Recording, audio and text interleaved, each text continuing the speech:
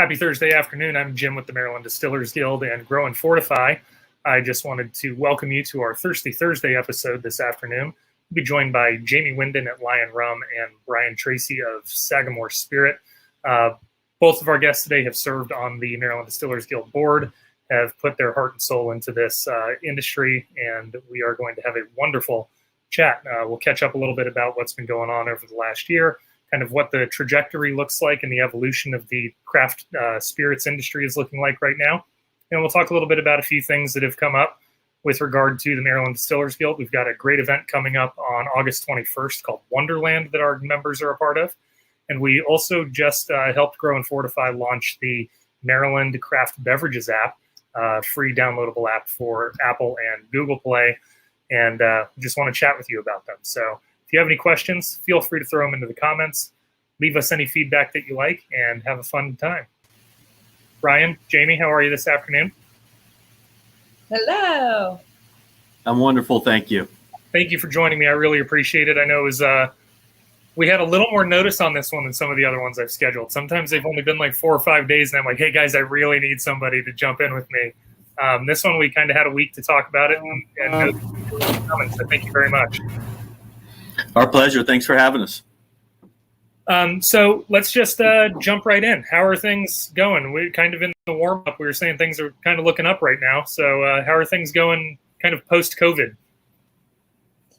Everyone I talk to is busier than they've ever been, with about a quarter to a half of the staff that they're used to having. So I think that it's true in almost all of hospitality. Brian, I don't know how different things are in Baltimore, but St. Michael's, people are bursting at the seam more than ever to get out, to do things, to kind of celebrate and be together. So there's a ton of people here in town on the Eastern Shore, but there's also so many events popping up. I feel like every week I get invited to a pop-up event, festival, brand new Renaissance fair. I mean, it's out of control. It's like everyone's trying to make up for lost time. There's no doubt. There is. You just like it is like there's only so many things we can jam out in a time frame, but it's like I think there's people are making up for a little lost time for sure. We're seeing it too here in Baltimore, and if you can provide an experience that still has some elements of just some safety, so like Whiskey on the Waterfront, we do that the third Saturday of every month, and we'll do it all the way through October. And in June, we had one of our biggest turnouts yet, and we had, I think over 750 people probably show up for that. But there was lots of lawn space, plenty of places for people to kind of spread out, listen to music, several options as far as food trucks, and we still have plenty of hand sanitizer, fortunately or unfortunately, and so that's all out and about. So I think, people are really looking to get out, especially, St. Michael's such an amazing town, and you don't go there to necessarily like really kind of be indoors, right? Like it's so beautiful. You want to be outdoors. You want to walk the town. You want to check out the shops, things like that. And we're seeing that here in Baltimore too. There's a lot of people looking to do things, looking to get out. As always, everybody in Maryland has always been so supportive of local businesses, and we can't thank them enough for that. Yeah, that's awesome that you have that waterfront area. That makes total sense that's like the most popular thing. Are you guys doing tours, and are you seeing the same traffic? Have you decreased on purpose? Like what's going on as far as inside the distillery?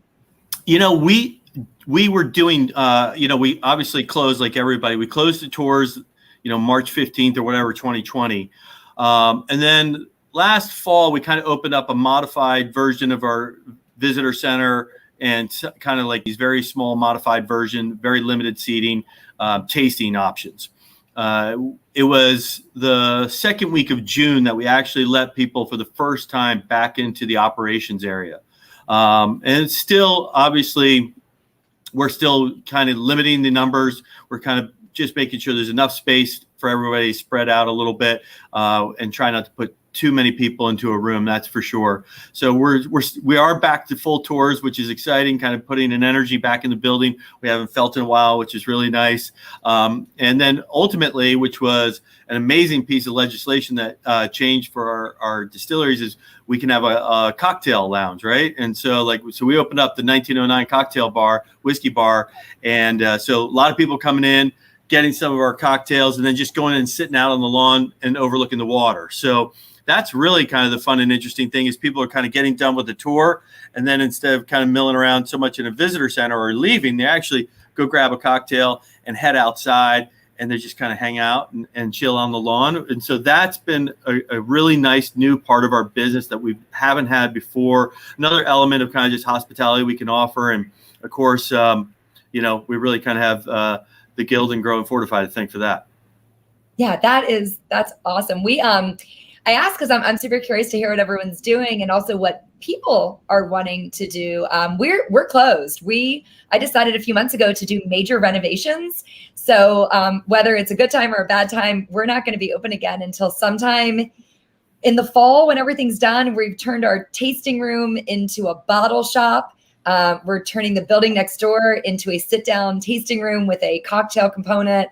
But we're in the middle of summer, and so we're doing most of the work ourselves in-house. So it's just slow. So we still haven't had tours or been able to welcome guests. We're just we've got like a farmer's market set up outside of the distillery, and everyone's like, I can't believe you're still doing this. I'm like, look, we had to do it for like 12 months. We can just keep doing it for a few more. It's going to be fine. So I look forward to bringing people back, but I'm curious to know, like what the visitor is going to want that's different. Because for 8 years, we had a really good thing going. We knew exactly what we were doing, tours and tastings. And now we're going to switch it up a little bit and try to delight people, but, keep it interesting for them and for us, right?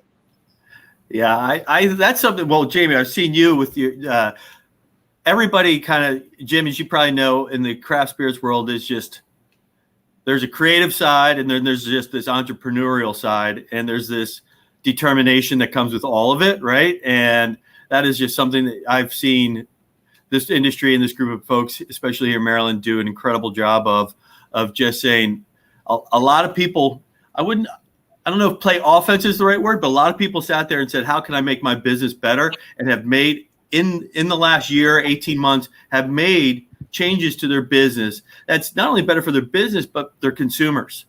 And what they can offer to them in different types of experiences or whatever they may be, or services like Jamie and a bottle shop or delivery.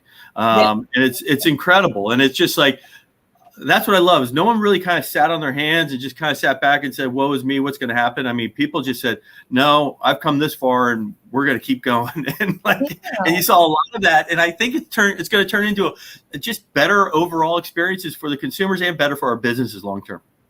I think it was really great to see kind of the innovation that all of the businesses, especially in the Maryland Distillers Guild, all of the decisions they were able to come up with to react to the things that were going on. I mean, the hand sanitizer stuff that we've talked about got huge news all over the United States because it was kind of a necessity. But nobody really thought about what other necessities are these businesses going to have to kind of come up with in order to stay relevant and stay engaging with their consumer in a way when they can't have them in a face-to-face environment. And, cocktails to go and people coming up with really clever things to do, like wrapping a van and driving it all around the state to drop off rum, or, finding ways to show up places and help out their communities in ways that reflected back on the brands. I think were all great examples. And Brian, to your point, it wasn't as though there were many people sitting back going, hey, I'm going to wait for this whole thing to blow over. It was a lot more proactive and people coming up with ways to know that you're already in a really risky situation. So why not take the risk to do the right thing and come up with something that's going to kind of activate the consumer and get them back engaged with you? Yeah, totally.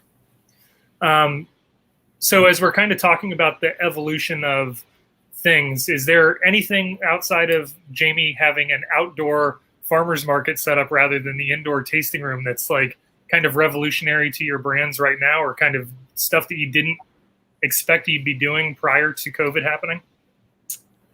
I mean, I was teasing Jim before we started. I said, what happened to the good old fashioned podcast where we're actually just talking instead of being on the camera? I'm pretty virtually averse, I would say. Prior to the pandemic last year, I didn't do any live things or Instagram, whatnots. But I did, I guess, something close to like 120 virtual tastings where we started packaging. We'd always done little mini bottles for special events or for weddings or just, to have in the shop at the holidays, but we started packaging everything that we do in little 50 ml bottles and then putting together curated little flights and then selling those and doing online tastings. And sometimes it was for 3 people and sometimes it was for 35 people. And we've continued doing that, not as often, but I would still say every other week or so, I have a virtual tasting. And now it's less about not being able to be in person, and it's more about doing a tasting with a group of people that are in Florida or a group of people that are in Louisiana. And so that's really exciting. We've seen some real breakthroughs across the industry for spirits in terms of shipping. A lot of states have revised their rules on who can ship in and who can ship out. So we now have a distributor in Florida that has a retailer in Florida that can ship to 46 states. So we're seeing our spirits further afield than ever. So that's been cool. And so we haven't stopped bottling little tiny bottles, but I would say we bottled more little tiny bottles than I think we would have done in a lifetime had last year not been what it was. But yeah. How about you, Brian? What have you seen that's different, or what have you done differently? Yeah, and we did some things we thought we'd never ever do. That's for sure. And the virtual thing was, I wasn't a virtual person. Like I was like, I never heard of Zoom until probably March of last year, kind of thing. And so it was, but I'll tell you what, it was awesome. It was like, it's like I spoke with 3 different groups and organizations this week and spent $0 on T&E, kind of thing. Now I will admit, I still love the in-person energy of a room. So I'm looking forward to that. But I do think that I look for a hybrid model going forward. Yeah. It's still like a great way to, might not make sense to travel to Michigan to meet with a whiskey club. Maybe that's a little bit more sense to just kind of do that virtually, but I still love talking with them and kind of sharing the brand and tasting through products. And yes, we don't do 50 mLs and we'll never do 50 mLs. But never say never anymore. But we have 50 mLs. And so but only for our virtual tasting kit. So, because of, like Jamie said, these shipping laws have changed. And I think our industry will evolve more in the next 5 years than it has in the last 85 years, which is probably long overdue and going to be very good again for the consumer. And so we did, it was family events or businesses still trying to connect with their employees and staff and teammates through a virtual happy hour. And we would send them within the state of Maryland. We'd ship them virtual tasting kits. And then we would obviously do a tasting with them. And I think people found that to be a lot more fun than they envisioned. And I think there's an element that's here to stay, and it's pretty cool. Well, it is. And I think I had a lot of skeptics, that would be like, I didn't know about a virtual tasting, but I would just attempt to be as wacky online as I am in real life. And people would say, oh my God, this is so much more fun than I thought it would be. Let's do it again. But one thing I've started to do, so since we're still closed, we are selling those little packs. If someone comes to the distillery and they want to taste, we can't do our tastings outside right now. So, we still sell those little mini flights, which is really great, so that you can get a taste of the distillery. But I've started going to a lot of the hotels around here and doing more on-site events than we ever did. So I'll do a tasting or a cocktail class for a private group. So I think I'm seeing a lot more groups of friends wanting to do events in person. So whether it's, at a different property, at their home, I love that. So that's something, even though I haven't been able to have people in my space, the privilege of going into someone else's space is really nice. And I think that was what I liked about the Zoom, was that I'm in your kitchen, I'm in your living room, what's in your cupboard, what can we make cocktails with? That was a really cool opportunity. Jamie, I really like that perspective, that idea. You said it when you were first talking about it. You're not looking at it as I can't be with you in person. You're looking at it as I get to join you this new way. And I think that kind of opening that lid off of this whole situation turns us into a whole new way of engaging with people than I think people may have given it credit at the beginning. At first it was this uncomfortable, oh my gosh, I'm going to have to stare at my computer and talk to somebody for an hour. And how am I going to know if they're asking me a question, and who do I answer first? And then it turns into this thing where it becomes kind of a very personal experience, especially when you are in their living room or in their kitchen with them while they're in their space feeling comfortable. Well, it goes back to like the idea of like at the core of hospitality, it's about taking care of people. So much of a restaurateur or a distillery owner, anyone who has a space, is about creating a space that you want to bring people into. And then you get to control everything, the way it smells, the way it sounds, the way it looks, what their experience like, it is when they're in your space. But when you flip it and you have absolutely no control, then you have to do what I think is really the core of hospitality, and that is meet people where they are, right? And so whether that's with education, when we're pouring our spirits for people, we're trying to understand where they're coming from and what their baseline for comparison is, or what their education level is, or familiarity is. But it's really different when you have to meet them virtually via Zoom. And it's like, now you're really meeting everyone where they are. So yeah, I don't know. I think there's something about constriction and constraints that I've always thrived under. I mean, you guys have been to my distillery. It's tiny. It's in an old flour mill. We don't have heat or air conditioning. We don't have the luxury of a ton of distance and space. So we've always worked within constraints. So in that regard, it's a challenge. Like, that's where we get creative. If you have everything available to you, you don't have to be that creative. Very fair assessment. I like that. For everybody. So we've kind of touched a little bit on how things have evolved for engaging your consumer and your guests. Can we talk a little bit about how things are evolving at the level of the Guild? So both of you have, Jaime is our former and first president of the Maryland Distillers Guild. Brian recently was elected to be the president of the Guild for his current term.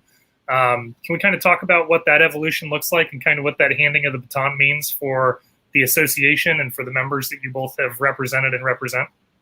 Yeah, tell us, Brian, because I have no idea what's going on. It's great. We're not doing anything. No, it's I feel very honored to have been elected to the board, and going back to the original board members who really took a vision of this idea. And these things get kicked around all the time, but kicking around all the time over a drink somewhere and actually bringing them to life is two very different things. And at the end of the day, I assumed every state had everyone's got guilds and guilds. And it's like, that's actually, there's not as many guilds as you would think. And I think we have a pretty darn good guild at that. And, but I think the folks deserve so much credit that, I got to walk into something that's established. Thanks to Jaime and the other board members that came before me, but they really took this concept that didn't exist, or a concept that existed, but we didn't have the guild or anything like that in the state, and brought that vision, brought it to life. And I think about the amount of change that they have made for our industry here in the state of Maryland, and the time that they've gotten this up and running is catastrophic. I mean, the direct-to-consumer sales, the things that they've worked on. There's so many things we've already talked about in this conversation that we didn't really get into the details. That if it wasn't for a guild, maybe these things wouldn't be here. The 1909 cocktail bar, which I mentioned, like, that's all the folks before me. That's for sure.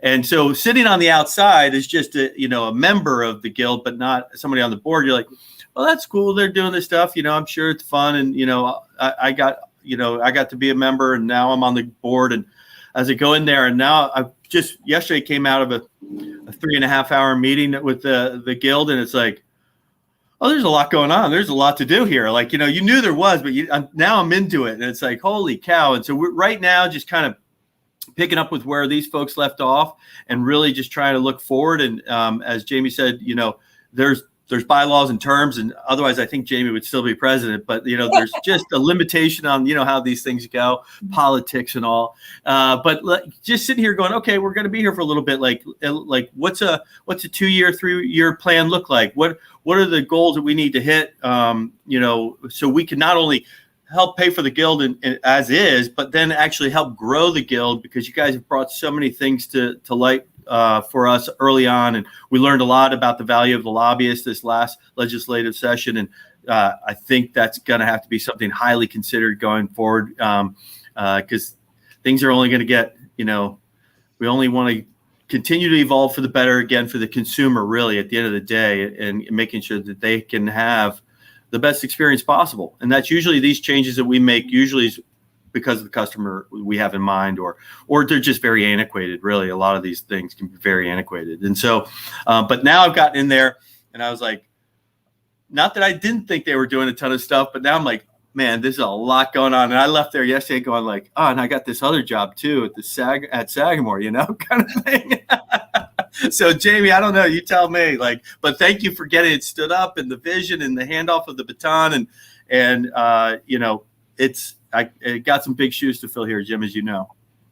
Well, I just wanted to interject and remind the viewers, whether they're watching live now or at some point in the future, the purpose of this guild and the goals behind the work that the guild does is to ensure that all of these independent businesses who come together as distillers in the state of Maryland have an open marketplace to do business and have the advantages that they need to succeed. And we're there to promote them and protect them in their industry. So if you're ever curious about what it is that the guild is doing, that's what we're out there trying to do, making sure that people know that businesses like Sagamore and LYON RUM are open, that they're selling great products, and we stand behind their quality and want to prop them up and showcase them. Yeah. No, I mean, but it is, education, startup distilleries. There's so much to know, from the build outs to legislation and state and federal, to labeling, to marketing, to PR, to promoting us, to the events that you guys have helped put on. Legislative change or policy changes has been incredible. Local ag has been great. There's so many elements that come to this that's so helpful for a business that's really complicated. It's probably, I think it's the most regulated industry there really is, and it is very complicated. And so to have a little bit of a guiding light with Grow Fortify and Kevin and all the other members and so forth is huge. It's absolutely huge. So if any distilleries are out there in Maryland listen to this and you're not a member, I highly encourage you to become one. And other businesses too can be affiliate members too. And we could certainly use the memberships and help us grow something that's just great here in the state of Maryland. For every job we create almost 2 jobs outside of our distillery. So this is, people go to St. Michael's, yes, for a few reasons, but perhaps it's because of, LYON RUM, and then that leads to heads and beds down there, the hotels or bed and breakfasts and eating at the restaurants. It's collective, and it just expands beyond just a distillery's front door. And so anybody wants to get involved or help support us, we'll certainly take it. Well, I just couldn't be happier because, 8 years ago, there was no distilling industry in Maryland. And that was a tragedy, right? Because this was one of the key economic drivers of the state of Maryland prior to the 60s, when it started to dwindle. And so I just feel that my goal, my mission is done in a lot of ways of what I set out to do, which was to create a camaraderie among businesses who have no peers. You don't enter this industry. It's not like starting a restaurant or starting a shop where there are thousands and thousands of very similar businesses. For almost every distillery in the state, they were the first in their area. They were the only within a large radius of miles. They had no one to call, no one to be their friend, their ally, their confidant when navigating this. It's one thing to have a great business lawyer. It's one thing to have a great accountant. It's another thing to have a friend in the industry that knows the unique challenges that you go through on a daily basis. And so for me, it was camaraderie. And that started with, I think, 5 or 6 distilleries, some of which were still in planning when we started. There were only a few of us that were actually open when we started the guild. And that has swelled to nearly 50, I think, distilleries and like a dozen in planning. And so for me, that's just stellar. And I'm just so excited to see that. And then the second part is, making it a great place to actually do business. Maryland is one of the best states to open a distillery in because the laws are relaxed, the commerce opportunities are there. And the state of Maryland, both from a marketing and tourism perspective, as well as a legislative perspective, has been very, very receptive to everything we've asked for. So during the pandemic last year, when I had friends in other states who had no revenue opportunities whatsoever, they couldn't sell from their distillery, they couldn't deliver within the state, they couldn't ship anything out, they literally couldn't sell any bottles. I was driving my car across the state. I was going to 12 farmers markets a week, and we were selling outside of a tent, and it was like we had opportunities, and it's just frustrating to see others not have those same opportunities that make sense, right? And again, it's all about what the consumer wants, and it's all about ways to responsibly grow your industry. And so I'm just really proud that this is a sector that is thriving.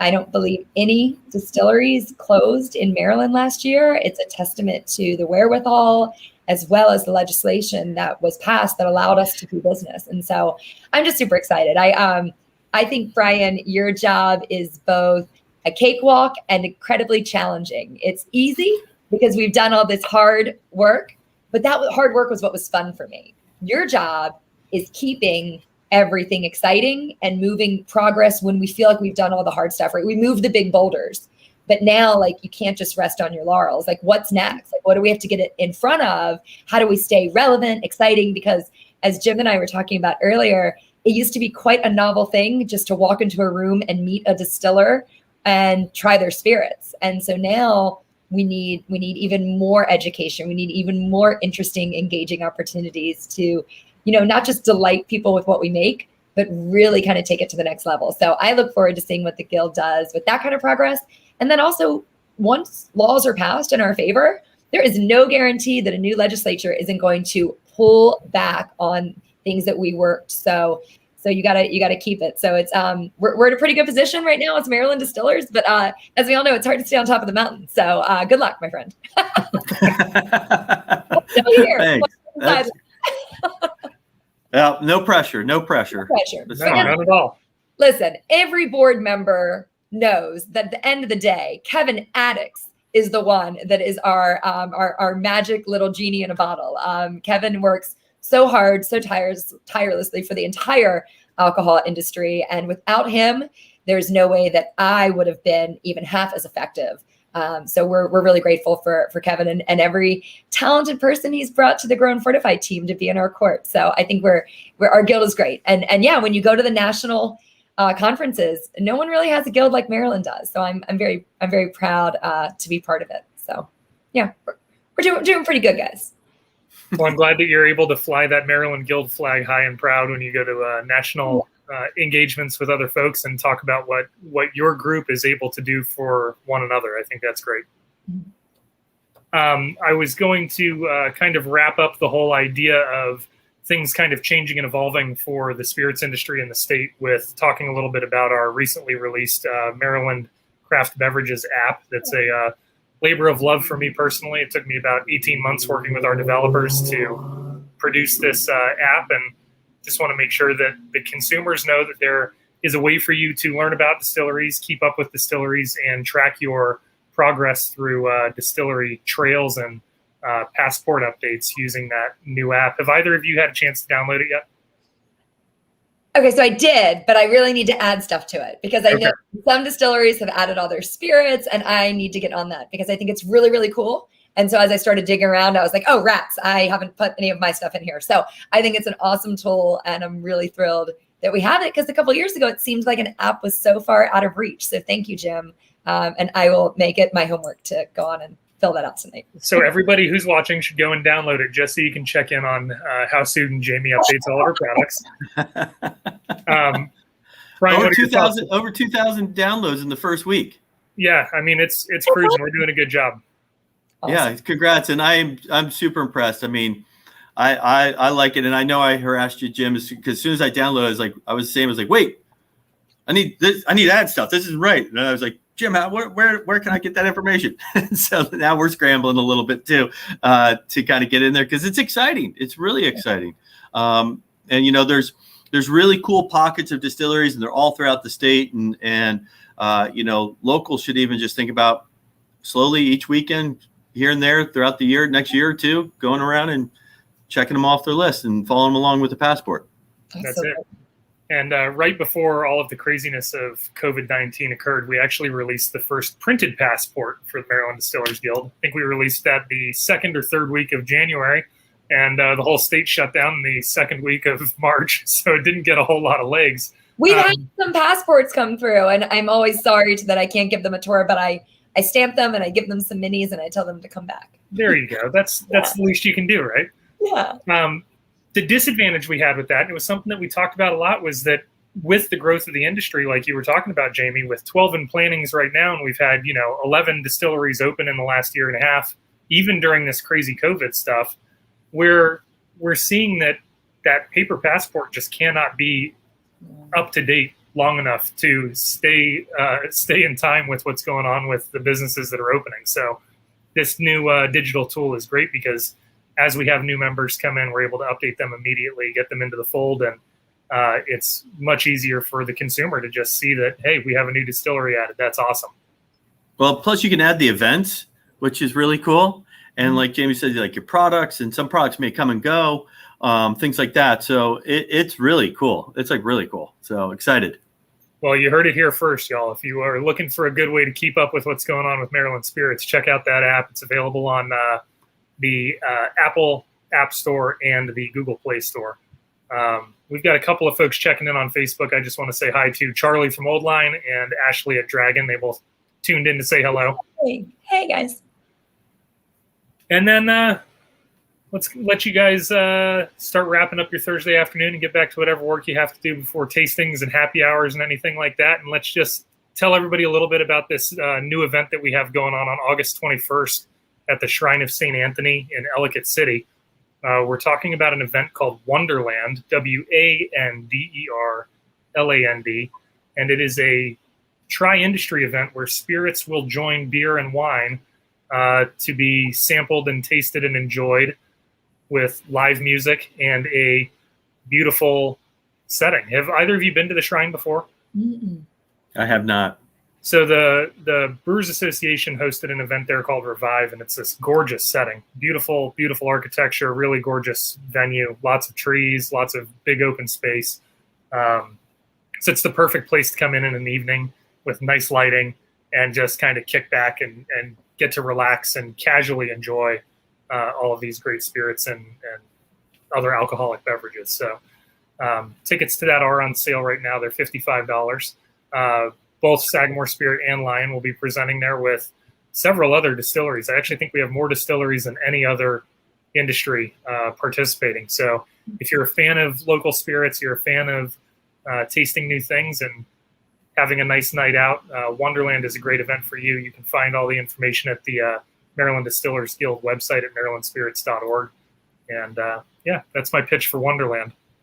I'm excited. It's really different. We were talking earlier too about how every event that happens is from like 12 to 5 on Saturday. And so every week you get like all these invites and you're like, okay, one, I don't have 50 employees. And if I did, they wouldn't all be available during those hours. So I love that this is in the evening. I love that it's at a beautiful space that I've personally never been to. And as hard as it is for me to leave the shore, ever these days, I literally live across the street from my distillery, about 2 hours from everything civilized. I'm going to personally be the one at this event. So I'm looking forward to seeing some friends, and other distilleries and breweries and being there. So it should be really fun. I'm looking forward to it. It's a great event. It's exciting. It just going back out and engaging with people a little face to face, I think is really exciting as well. And so, and I agree. As much as I may love rye whiskey, sometimes at noon's a little bit of a tough pitch. And so I like the fact that we've shifted a little bit to where people are starting to think more cocktail or spirits, I think it'll be a really great time. Chris Sands from the Uncapped podcast said that he can't wait to come and visit you guys and say hi to Jamie specifically. I don't know if he just isn't interested in saying hi to Brian or if he hasn't had you as a guest yet. No, we're used to that. That's pretty standard, especially if you're on with Jamie. That feels right. Look, my mantra, is have more fun. Like whiskey can be serious. All these other spirits can be high level. Like with rum, we're the fun ones, right? And we embrace it. So we end every all our meetings. We say it's whiskey. Have fun with it. So whiskey's like that's where we're trying to go. It's like it's not pinkies out and it's got to be neat. Like I don't care if you mix it with Diet Ovaltine, as long as you're having fun and it's your drink. Like you knock yourself out, man. Like we're trying to work on that, Jamie. Like I won't say, but there's a particular whiskey style that tends to be a little hoity-toity and like stuffy, perhaps, and no, man, like well, that, we can't do that. If any whiskey is fun, it's rye whiskey. Let's all take a minute. Maryland's whiskey is definitely the coolest whiskey, right? I mean, everybody loves bourbon, and Scotch has a certain, thing about it. But when it comes to whiskey, rye is exciting and rogue and embodies more of the American spirit than any other whiskey. So I think I'll give you a pass on that. I appreciate that much. I owe you one. But we all know rum's the wild one. No, I'm looking forward to these events, and I think as far as an event, Brian maybe just had a great idea with his weird Ovaltine recipe. We should have some kind of Christmas event with Ovaltine cocktails. Jim, put that one in your hat, and Brian gets all the credit. There we go. I don't know if I want that credit, but yeah, we'll have fun with it for sure. I love it. Yeah. And one other thing to keep in mind, the best part about these events, especially for our distilleries that come, is not only do you get to sample their products, but you do have the opportunity to purchase products from them. So bottles of maybe some exclusive releases or releases that are seasonally appropriate will show up. So it's a great chance for you to not only get there and see what the distillery is presenting and what they do when they make their great spirits and cocktails that they're sharing, but also to take those bottles home with you so you can enjoy them at your leisure at a date sometime in the future. Brian, are you guys have anything special right now, or anything weird and wacky this summer?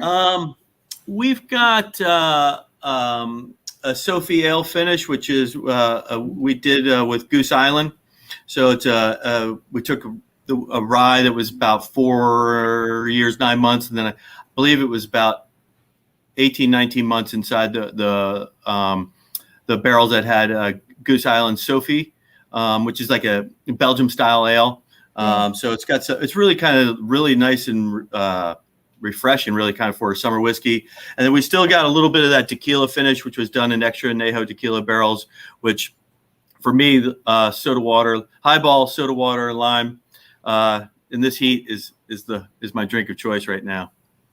Nice. How about you, Jamie? What kind of fun and exciting stuff are you guys putting out? Well, I put them here and gave them front spot. We have 2 total wild cards right now. I mean, every summer we do our world famous hand toasted coconut rum, which is pretty much a frenzy. But that has its month. So April to August, we do the coconut, and it's rocking right now. So just that with some lime is a great cocktail, a nice cheater cocktail. But we have 2 really, really obscure ones that happen to be at my house on my bar. One is we do an overproof pineapple rum, which is pretty awesome. It doesn't have a season. It's just whenever we have it, because we actually dehydrate pineapples, infuse them into the rum, and finish it in French oak barrels. And then we bottle it at 114 proof with no sugar. So it's this very high level, incredibly robust spirit. So we have about 5 cases of that left. So I'll probably sneak some to Wanderland. And then we have a really fun rum for all those super rum nerds out there that know a little bit about the obscure styles. We did a Queen's Share rum a few years ago, and we just released it in March. And Queen's Share is a style of rum that no one makes anymore. I think we're one of 3 distilleries in the United States that have done this style of rum. And it's when you do a pot distilled rum, you save your tails and you do a 3rd redistillation of only the tails, take a very, very deep cut, and then age it in new barrels and for longer than you normally would. So in comparison to any other rum we've put out, it's the same, but it's different because it's a 3rd distillation. It was aged in both new barrels and then finished in former LYON rum barrels. And it's lovely. And so we have, I think, something like 5 bottles of that left for sale.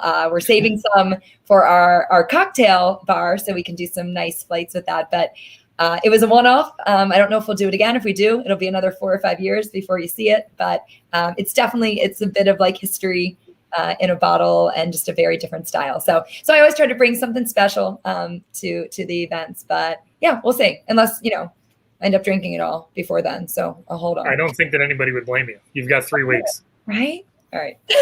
I was going to ask you, when will you see it again? You know, if you only got 5 bottles left, and then now she says maybe never, and then it's like, is it on the website? Can you get it on your website? You have to come to Wanderland to find out. Right. There you go. Fair enough. If you're there, Brian, you can meet Chris Sands finally, and he can get you on his podcast. That'd be cool.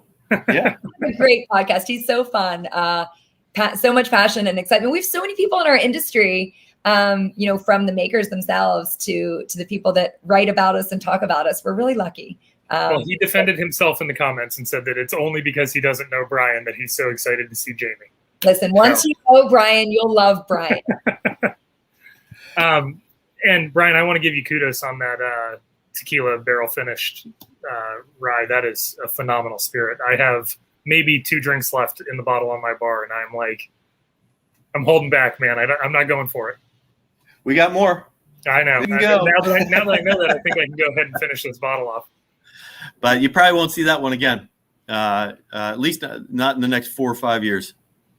So it's fun that you guys have this rotating project. It's always cool to see somebody like Jamie come out with new products or new takes on the spirits they're making. But for you guys to be able to pump out these new finishes, I think is incredible.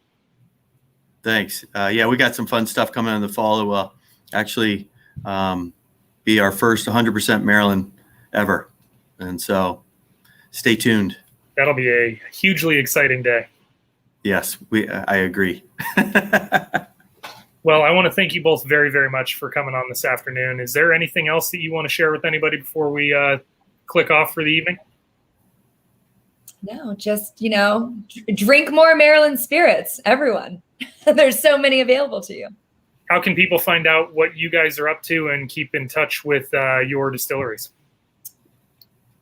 We're Instagram at LYON RUM, our website to peruse what's going on or to get spirits delivered to your door across Maryland for free, no charge, 5 days a week from the rum van. Please visit the website www.allyouneedisrum.com and you'll find something for you there. Man, I got to follow that, right? It was just at Sagamore Spirit and SagamoreSpirit.com. But, but we can ship to your house as well. We'd love to see you at the distillery or any distillery or, in the state. There's so many good distilleries.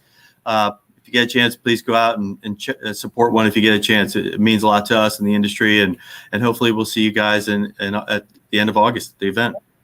And for more information about the Maryland Distillers Guild, check out marylandspirits.org or at Maryland Spirits. You'll find all kinds of great information about our almost 50, really. Wow, almost 50 members and all of the in-plannings and all the great stuff that we're doing for the industry. So check us out there, show your support for all of these great businesses, and download that app. It'll be fun. Guys, thank you very much. It's always a pleasure to chat with you. Sooner than later, I think we might have to spook everybody and do one of these virtual things, and then we all walk onto each other's screens and just freak them out. Yeah, maybe on the waterfront in Baltimore with a cocktail from Brian, an Ovaltine and rye whiskey. Love it. All right, gonna live that one down. Afternoon. Be safe and enjoy your weekends, and we will talk soon. Awesome. Thanks, guys. Thanks for the opportunity. Take care, everyone.